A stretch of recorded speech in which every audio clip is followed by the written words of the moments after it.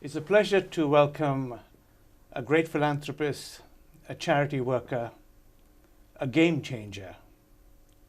Mushtaq Chhapra is with me, TVapex in London, and it's a pleasure to talk to him. Mushtaq, thank you for coming. Assalamu alaikum. Wa alaikum salam. Thank you for making this trip.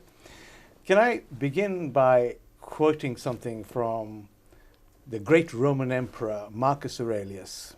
And he said, "The object of life is not to be on the side of the majority, but to escape finding oneself in the ranks of the insane."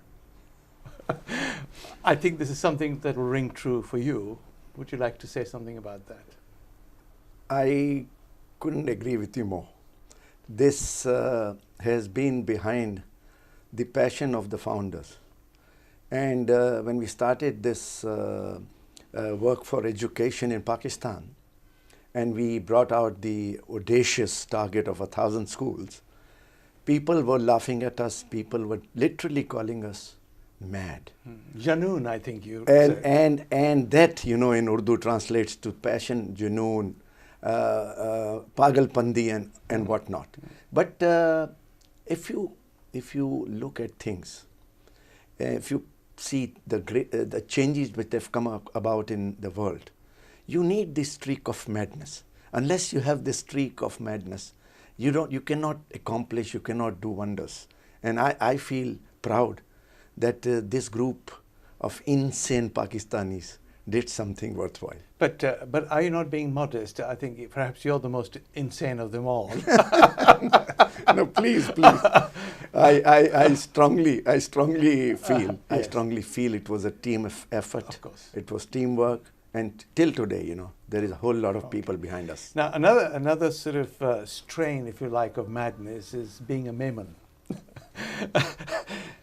I know that in a tongue-in-cheek way, Memons are criticized for being conjuice or mean, but in truth, they are the most charitable, arguably the most charitable group of Pakistanis.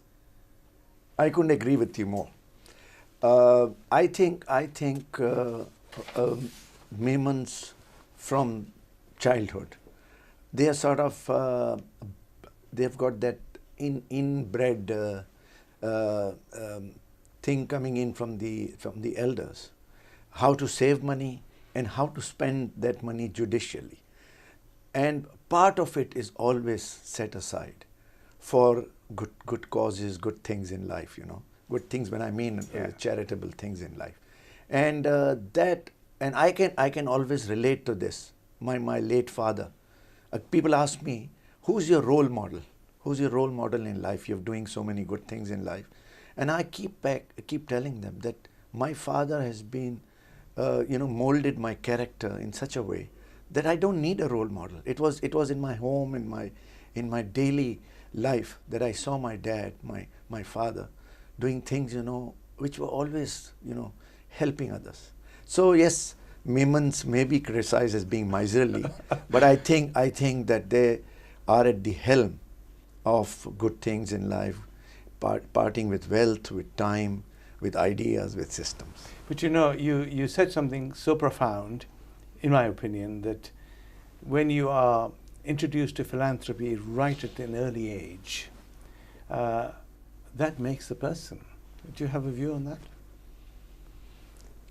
I think so because once your character is molded or character transformed, you know, I have seen in my life that when you start doing good, when you start helping others, it automatically makes you into a human, and a good human. Your insights tell you. Then you come back, you don't enjoy making money at one point in time. You don't, but when you go and feed somebody or put a child into school or help somebody into healthcare, or that totally sort of gives you a gratification which nothing else does. So I feel that yes, the character, this is a strong character building when you are charitable, when you are social, when you are helpful. So I know we'll talk a little bit about the Citizens Foundation later on, but do you have a curriculum in your school to do with, kindness, to do with being charitable? Well, I say this only because I've observed the monastery system, the Buddhist system, where kindness is taught right at the beginning. It's a fundamental feature, even before English starts or language starts. That is the first step a child takes. I understand. Feroze, when we started off this, the Citizens Foundation, we decided that Pakistan has been faced with various problems. Terrorism is a main thing. But the major problem is that the curriculum does not have a focus on values. Right. Now, we just did not want to go through just running through the curriculum and educating the children, because just education won't help. Education coupled with moral and spiritual growth, education coupled with values is what is needed in this world today. Besides Pakistan, everyone needs that. So the point I'm trying to drive home is that there is a saying in Urdu. There's a very short, sweet statement in Urdu. Taaleem is of course education, but Taaleem and Tarbiyat. Tarbiyat is that which is called the values. And our Tarbiyat, our values come from our Prophet. Yes. We don't have to go anywhere. No, the love, man of love. So the man of peace and the man of love gave it all to us, but we have forgotten that message. So today, TCF has inculcated, improvised the curriculum to build in that Tarbiyat portion. And very good, you raised two interesting questions. One is, of course, you have value teaching, but value teaching is not enough. Listening is not enough. Do you give them an exercise of kindness to perform? Because if you don't, perhaps you would like to take that example, to allow them to taste that exercise of kindness. Now, this is not a... No, I understand what you're trying to say. Yeah. To get to that, to get to that goal, to get to that objective, Citizens Foundation has created a subject within the social sciences, many chapters on social sciences, whereby these type of values are easily understood. So for that matter, even when a child is going through the normal curriculum in the Urdu books, in the Islamiyat books, in the English books, they will inherently come across sentences which indirectly deal with values, indirectly deal with the goodness of a person. The point I was making is that why not send them and say, okay, today you will go and fix the garden of your neighbor, example, although I think the more important things to do, or look after an old lady, or whatever. Ask them to actually perform these acts, because unless a human being, words are easy, books are easy, but once they taste what you've tasted, practice. So I'm not teaching you what to do, but I've noticed in the monastery system, for example, just taking a leaf out of their book, performance of kind acts actually allows you to make that feeling that you feel. The second point I just want to take up, which you said, is spiritual teaching. What sort of spiritual education do you give to the children? Okay, let me first get back to you. Yeah. Since we operate, the schools are in really remote locations, either they're in the slums or the real villages, and children are taught to care and share, as you said, and when you're caring and sharing, this starts charity begins at home. Correct. So in school, the principal and the teachers encourage the children. For instance, we've started a system where each child will have a plant and there'll be a name card on that plant. That child will nurture that plant and then pass it on to brother or sister for the next year to look after. That shows that how you need to take care of something and then share it with some other person. I think So this is one thing where you're trying to explain. That is a very good. Now the spiritual part. You see, we have always maintained that education has to be a whole lot of elements. It cannot just be rote learning, it cannot be books, because that education cannot become a game changer. It has to have spirit behind it. It has to have some substance.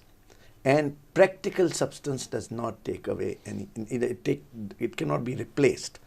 So our teachers and our principals undergo a strenuous but very practical training programs on how they need to go and teach these children. There are teacher guides, there are teacher lessons which make them into what they are. And because the children come from broken homes, from sometimes orphans, sometimes their parents are too busy, doing the, going ahead with the chores for their, so the children are without any guidance or counseling.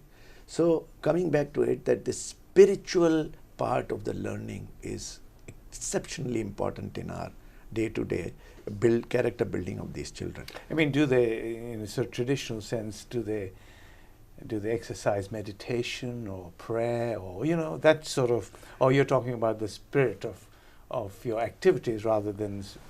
Well, I don't mean religiousness. I wouldn't say meditation is or prayers, but for that matter, there's always, it starts off with a prayer in the assembly. Good. When they start off, there's a very interesting thing I would like to tell you. Yes. That since these children come from very poor, the poorest of the poor background, which means that their homes don't have any electricity, any water, any sanitation. So when they come to school, they come a bit early, and we've got two women who look after them. They take them into the washrooms or the toilets, give them washing up, and the girls are then, very smartly, their hair combed and ribbons tied, and then they are brought into the assembly for the prayer, in the morning prayer, before which they cannot go to school. They attend the assembly for a couple of minutes or 3 minutes. They got that prayers. Sometimes if there's some special occasion, a boy will come up and make a small speech, and then the children go to school. So it's fun as well. It's fun. It's fun. Absolutely. And you get a nice wash. And also, I read somewhere that you, in a nice possible way, that you positively discriminate with women in your system. In other words, push them forward a little bit. Is that? And I applaud that, mind you. This is absolutely true, and I'm proud of it. Yes, of course. I am proud of it because Pakistan, there is a whole lot of issues with women, with girls.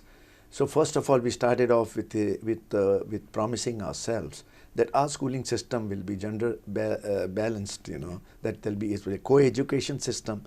And today, 21 years, we've maintained that we've got and we're very proud that we've got a 50-50 gender balance. So that is one point. Secondly, in order to maintain that gender balance, we opted for employing only female faculty. This is where the gender bias, so to say, comes through, when we do not have any male teachers inside our school. It's a good idea. Neither we have male teachers, neither we have male trainers, principals, they're all women. And this has proven so successful that not only it has created a gender balance, but that we have got a promise for our children, the girl child who's coming out of our system, that she's got a job waiting. So now more than 500 girls graduated and have come back as teachers into our system. Brilliant. But what is more interesting, of course, is that the families who come from traditional backgrounds also trust that environment more. So the girls, I assume, I don't know. They're secure, absolutely. Yeah, so they feel secure, because there is a resistance anyway. There is a resistance. They would not like to send their girl child into the schools if they are male teachers. So you have begun to remodel effectively your schooling system in such a way that it is dealing with the weaknesses that exist. Mm-hmm.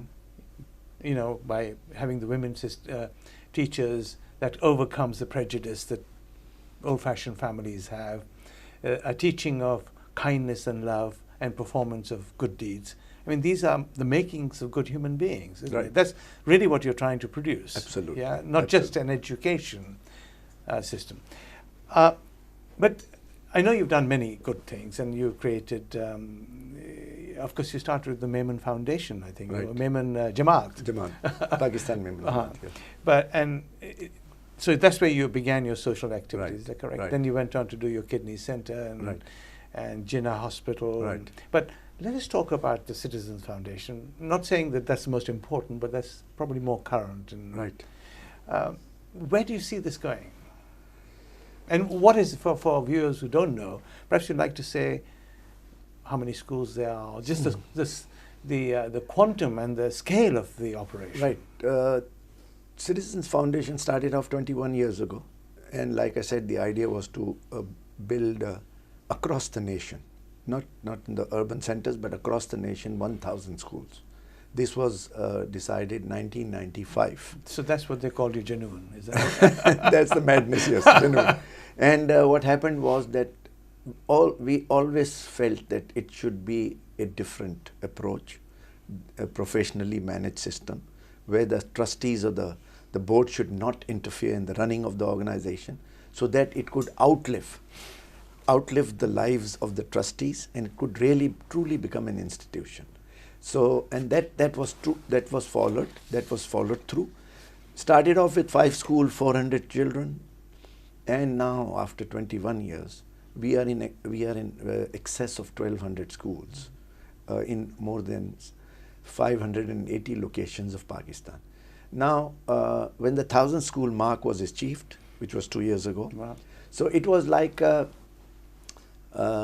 sort of a debate within the trustees, within the supporters, that what next? Everybody was waiting for that announcement.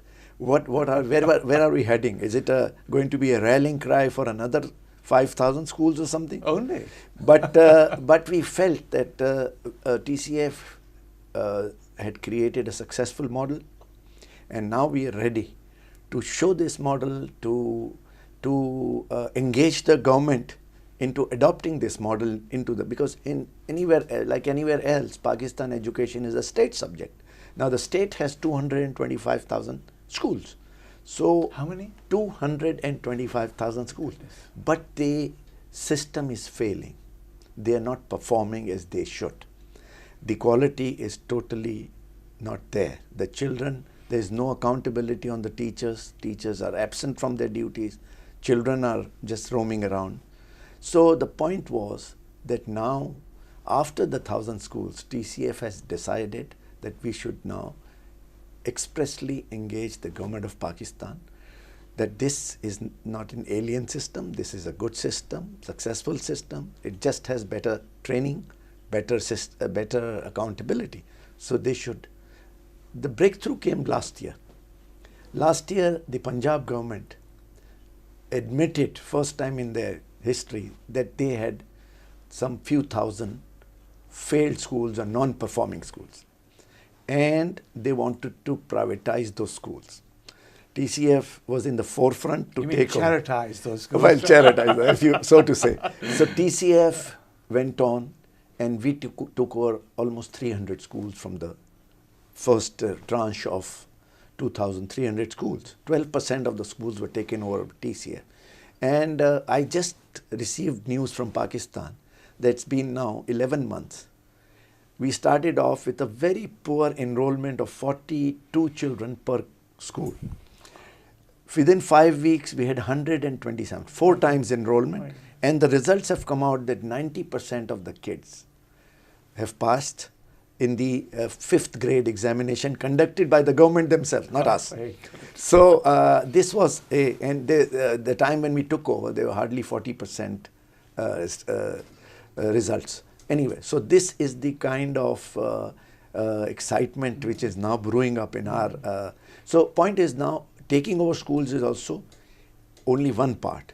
Now the next point is to transplant the curriculum, the training program, and the accountability systems into the government and use them for the government so that every child in Pakistan. So how do you get funding for these enormous activities that you carry out? That's a very interesting sort of model which Citizen Foundation has. For the government schools, the government is giving us 50% of the costs, like per child. Okay. They give us roughly about 50% of the expenses which TCF incurs on these children.